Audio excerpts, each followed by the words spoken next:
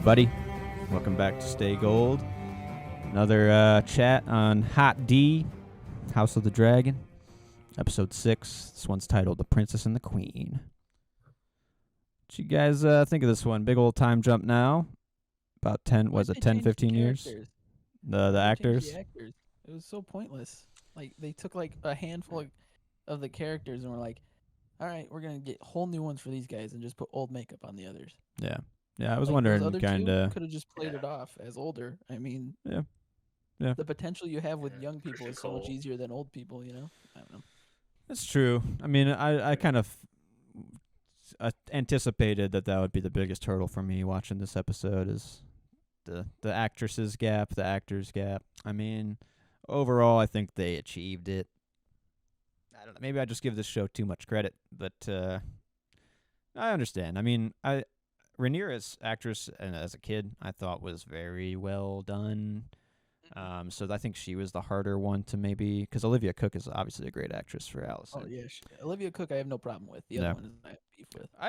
I mean, this actress, it's like one of her first things that she's done or I've seen her in. She's pretty good, I'll give her more time. But that was probably the biggest hurdle for me, main actress.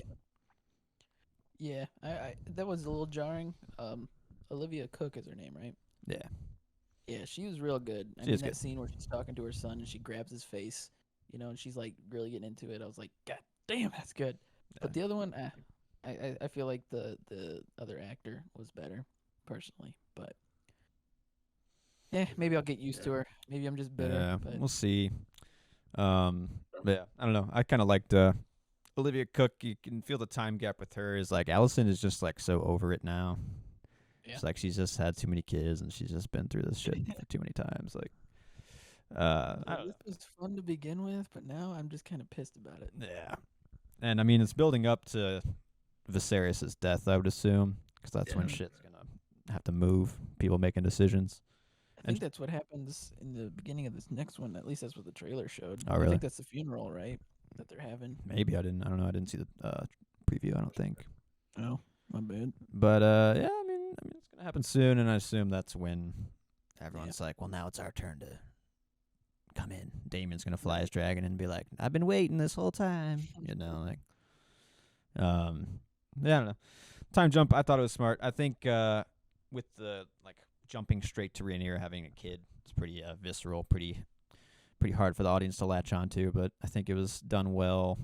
I mean, that scene's gonna make you never want to have a kid, I would say, first off. But then having to like walk to the queen. Yeah, right. On one hand, I mean, it shows you where the characters are at, but on the other hand, it's smart to kind of like reintroduce people along the way and what they look like now as actors. Like Laenor, obviously, huge change. So you got to kind of like ease the audience in, and they did that like walking all the way up, to the queen. Yeah. So good writing, I thought, if you're trying to make that time jump work. As soon as she stood up after giving birth, Sarah was like, "No way. Yeah. No, you need at least 15 to recoup." Yeah. Right. Yeah. But rough, man. Yeah. All those kids, not much, very looking like Laenor. Yeah. It's clear. But yeah. No. All her kids, and then all the other Targaryen, Aemond, and like those guys. Like how her dad was just like, I do believe he has his father's nose. And then was the kid named Joffrey, right? That's what they're just fucking with the audience with that. I would say, like, I don't know. That name is so tainted. Totally. Yeah. And it's supposed to be like, I'm a good name now, and you're just like, oh god. Yeah. Other than that, though, I don't know. This episode, I mean, towards the end, it felt like the most Game of Thrones episode, just because of the backstabbery and the master of whispers, if you will. Whoever the fuck that guy, he showed up, the Hand's son. Yeah. He's kind of like a mix of Spider and Littlefinger type, filling that role for sure.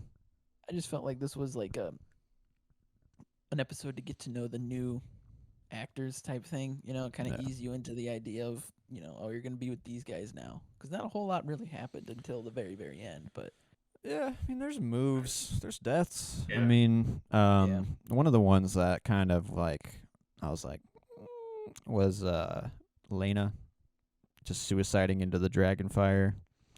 Yeah, I didn't get that. I was like, this seems a little too convenient for Damon as a character. Like, Yeah. you want to push him away to like be his own guy again or whatever, but to have her just like decide to just like, probably. I mean, she gets up, like you said, she gets up and just walks out of wherever she down the fucking Dragonstone steps into to get murdered by a dragon. I don't know. I don't know.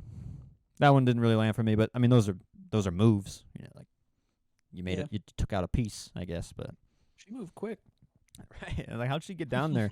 She was like surrounded by like 10 people. Yeah, right. I don't know. How'd they let her get away? Right.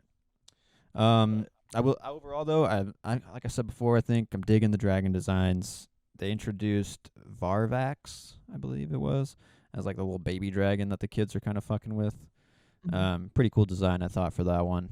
And then Vagar, the one that murders Lena, I guess.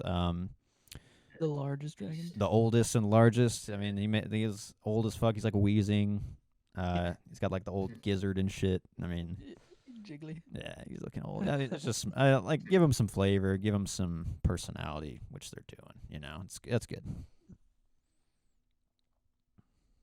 For sure. Yeah, I don't know. It feels weird. Like the time jump. I don't know. I could feel my attention dwindle a little bit because it's like, all right, well. Almost like a weird reset button in a lot of ways. Yeah. So, yeah, I'm just interested to see if it can keep some of the momentum going. Yeah. Yeah, I don't know. It didn't. I don't know. The first season of Game of Thrones for me compared to this first season is just like, I think it's pretty like night and day. For me, it's like night and day. I don't know. I would prefer Game of Thrones so far a lot more, but it's not bad. Yeah, I think like the early seasons of Game of Thrones had this like, I wouldn't say underground, but they had like this, we gotta show you what we got. This series started out with the manufactured, like, we've done 8 seasons of this show before, now let's do another. I mean, you can feel that. I understand that. It's not to the prestige of the OG show, but the OG show loses its prestige. So like, I don't know. It starts at a better place, but it definitely is not what it once was. We'll say that. They don't have the magic, Yeah. And also, that opening sequence, man, it's really starting to kind of get to me how bad it is. Like, one, you should have made a better composition. You just you lazily pasted the theme over your title sequence. Yeah. Like, that does not land, and it's totally bland and not interesting. I just don't understand like how it passed through so many levels of being like people being like, that looks good, right? Like, you should have checked so much before it became like what it was, I'd say. But I don't know. I mean, then like you look at Rings of Power, that show is not as good, but the opening sequence at least is like beautiful, I would say. Like, I don't know, it's good. I'll give it that for sure. Yeah. I'm not giving that any credit. I was wondering though too about Game of Thrones. I'm a fan of like Westeros, so like I know the locations, I know names, I know people, and like a lot of this episode is like name dropping. Like what are some of the names? Like the Blackwoods and the Tullys. Like it's like I know those guys. And like for Lord of the Rings, I don't feel any of that when they're like, we gotta go do this, we gotta go do that. I'm like, so I wonder if like in House of the Dragon, this shit probably doesn't land at all for people. It's probably just like going straight over some people's heads, and that's how I feel in Lord of the Rings, because that's how I know it probably is happening. Yeah, I don't know. So it can't. It's probably not as interesting as to some people. I would say for Lord of the Rings, that's maybe the only thing they have going for actual fans of like the lore and stuff is name dropping. I could be wrong. Yeah. But I've talked to like, I know this guy, and he like his whole passion is Lord of the Rings and this lore and all of Tolkien's stuff. And I asked him what he thought of the show. Of course, he hates it, but he was like going through all this stuff about the lore and how much is not loyal to the lore, if you will. And I was like, well, yeah, I guess if I was like a super fan, like I'm talking, he knows shit that's like, wow, for one. That's why I wanted to ask his opinion, you know? Yeah. So, but yeah, I with Game of Thrones, I don't know. Also, I know very little about the lore. At least with Lord of the Rings, I knew a little bit. But like with Game of Thrones, all those name drops that you have, like you were saying, it's just kind of like, yeah, no, that's fine. I was just curious about that finale, like what it felt like to people, Because to me, it's like, I know cool. I can like visualize where they are and what the characters might be like, and like. Yeah, that's what started to bother me about Rings Apart, and like the third and fourth episode is like, I think it pushed itself into doing that too, like just name dropping. Yeah. I mean, we see Numenor and we see like the people in it, but like you don't see them do much. So. Yeah. Yeah, I don't know. But they got cool sets Problems built. with the fans. Right? Yeah. The sets are. True.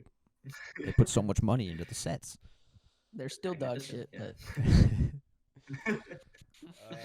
But yeah, I don't know. I mean, we'll see what the next episode has. I have a few questions about like, are we going to see Otto again? That's one I kind of wonder: is he dead or is he just chilling in Old Stone? Yeah. I don't know. She's talking about wanting to see him again. I assume he's coming back. Kind of want to see him again. I hope that character's not done. Yeah. But I agree. I thought I want to say the recap showed Otto in it. That's why I thought maybe he was going to be in this last episode. Maybe like that we just watched. Maybe he shows up for the funeral or something then, and then starts to get some seeds going. But yeah, I'm super interested in that spider dude because like the dude killed his father and brother for power. So it's like, dude seems kind of off his rocker. Yeah. And then he's responsible for killing Rhaenyra's husband, right? Quote unquote at the end there, right? It's just her husband, right? That's who dies. It's the man who's the father of her children. Yeah. I mean, that's probably like where you say it feels the most Game of Thrones, backstabbing and murdering, and I mean that your own family members. You don't come back from that, and I think that was cool with Olivia Cook's acting after she realizes that they're actually dead or he's actually dead. Is that like we did it, and now holy fuck, like you can't go back now. Yeah, so I mean it's cool. Also, a lot of rat motifs. It's kind of like my last note, but a lot of like rats feasting on shit. And I mean, I get it. It's like people are like rats feasting on the throne or whatever. I don't know. Maybe just a little overdone, but Rats and Dragons. Yeah. House of the Dragon. Every time I see a rat scurry across, I just think of that last scene in The Departed where they just added that CGI rat running across. That's just me, though. Wait, there's a CGI rat at the end of Departed? Yeah, it runs across Matt Damon's apartment. Really? Yeah. I don't remember that rat. Wow. Like the balcony railing, and it just kind of sits there. I remember that whole scene and what happens. I just don't remember the rat. Wow. It always just makes me think of that scene. Yeah. It's kind of like hammering the nail a little bit too far and Departed, so I'm just like... It's like when you want to show that like this is like fucked up and kind of dark, just like put a rat, put a rat walking by. That'll get the message. All right, thanks for joining for another Hot D discussion. Yeah. We'll see we got 4 more episodes left. We'll see you for another one. Stay cool, guys.